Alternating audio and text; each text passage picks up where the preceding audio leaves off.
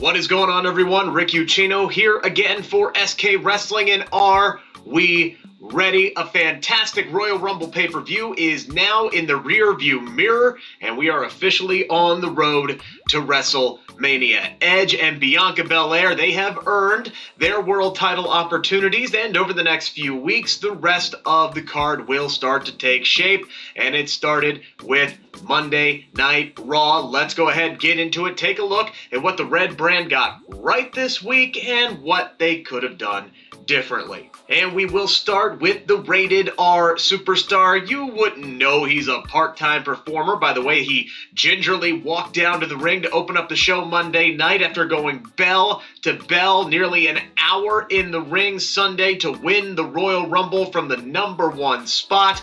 He had an ominous warning for the WWE Champion Drew McIntyre, telling him that he's got a big target on his back, and he lets him know when he makes his decision on which world champion he will face at WrestleMania, he'll make it known in a big way. Now, while McIntyre had his sights set on Edge, his best friend Sheamus, who was also in the ring to open up the show, finally did what everyone knew he was going to do all along and gave McIntyre a brogue kick. I'll get back to that. Allow me to wrap up with Edge first, though, because he and Randy Orton would later cut dueling promos, both rock solid, although it's nothing we haven't heard from Randy before.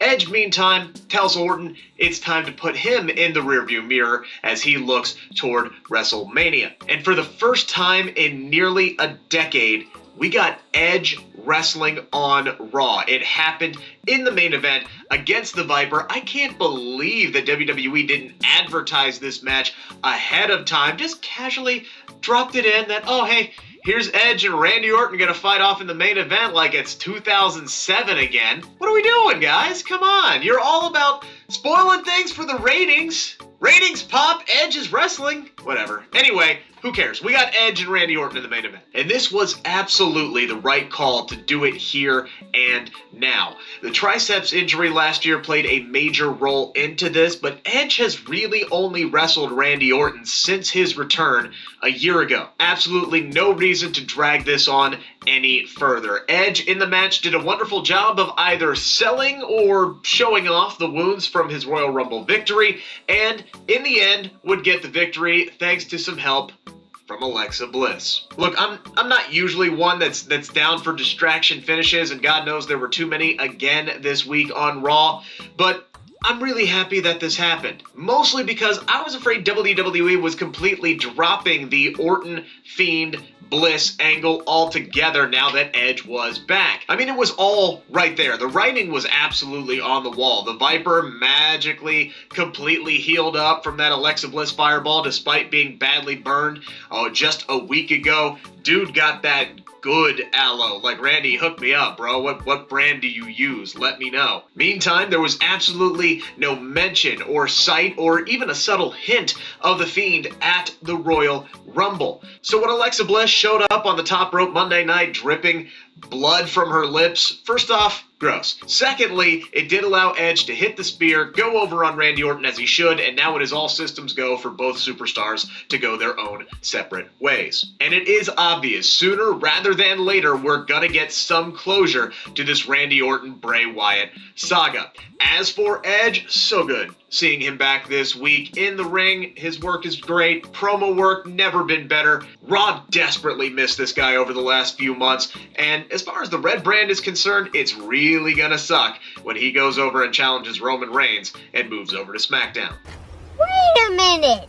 Why would Edge do that, by the way? Well, because that match would completely own, and apparently Drew McIntyre is going to have his hands full with Sheamus for a while. Granted, the whole betrayal angle was done fairly well. I didn't really see it coming in that particular moment.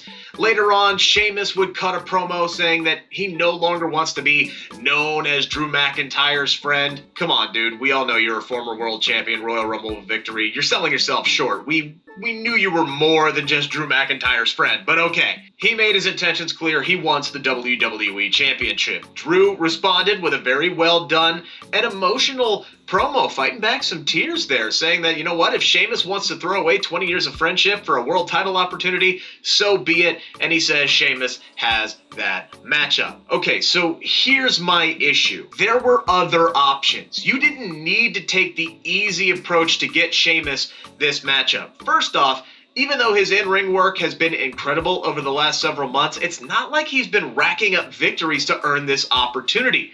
So instead of doing that, having him earn it, you have him brogue kick his former best friend, because we all know that's how it works in WWE. Why have match results matter when all you have to do is attack the champion? Or if you're Goldberg, you can just walk up to your opponent like the bar pool table, set your quarter down and say, I got next.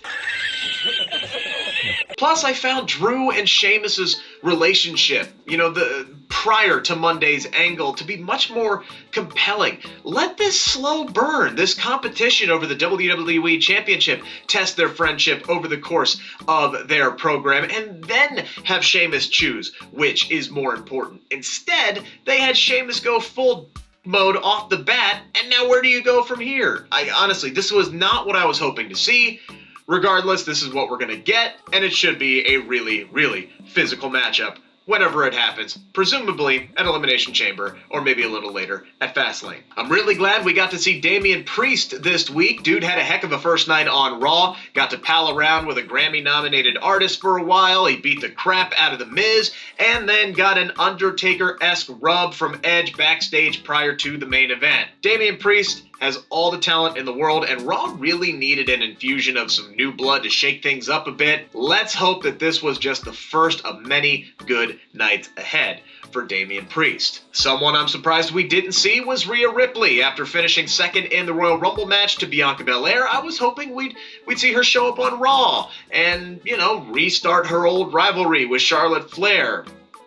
Guess maybe they're waiting for this Lacey Evans thing to kind of play out a little bit, or maybe Rhea is going to show up on SmackDown. That would be very interesting. Regardless, we did get nearly a dozen female superstars appearing or wrestling on the show this Monday, which is always a really good thing. This includes your new women's tag team #1 contenders, Naomi and Lana. Yeah, okay, not sure how I feel about this one at all. On one hand, it does make sense.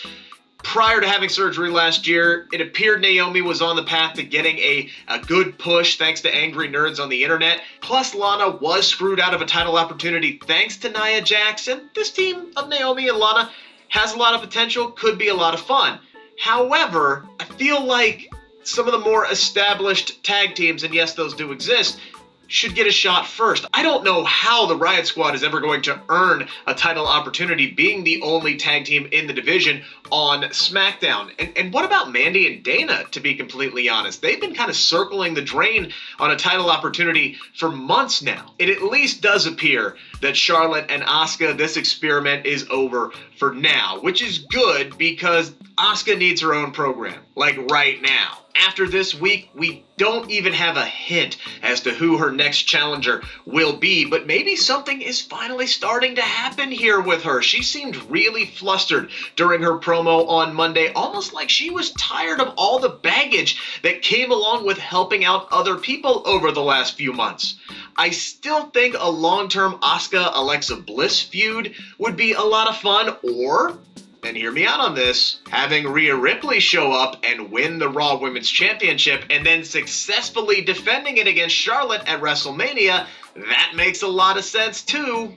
Yeah, boy. Don't mind me, just trying to speak things into existence over here. And speaking of speaking things into existence, hey WWE, sign Carlito to a full-time deal, please. Signed everyone. My man is jacked, 240 pounds of solid muscle at age 41, and it's obvious he can still go in the ring. Sure, he can't really spit apples at anybody anymore during a pandemic, but we'll get there, hopefully. I'm really hoping Carlito is this year's version of MVP. And if he's not, it was just really, really great seeing him back in the ring after all these years. And I gotta say, guys like him and Edge getting ridiculously shredded in their 40s gives me hope, guys. It gives me hope. Although they are world-class athletes and I'm a 32-year-old who's never been a shape other than round in his entire life. But hey, I did buy some resistance bands last week.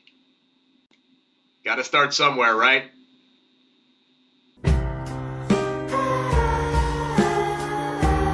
That's our video this week. Make sure to give us the old thumbs up there, and make sure to subscribe to the SK Wrestling YouTube channel for more exclusive content like this, plus interviews and so much more.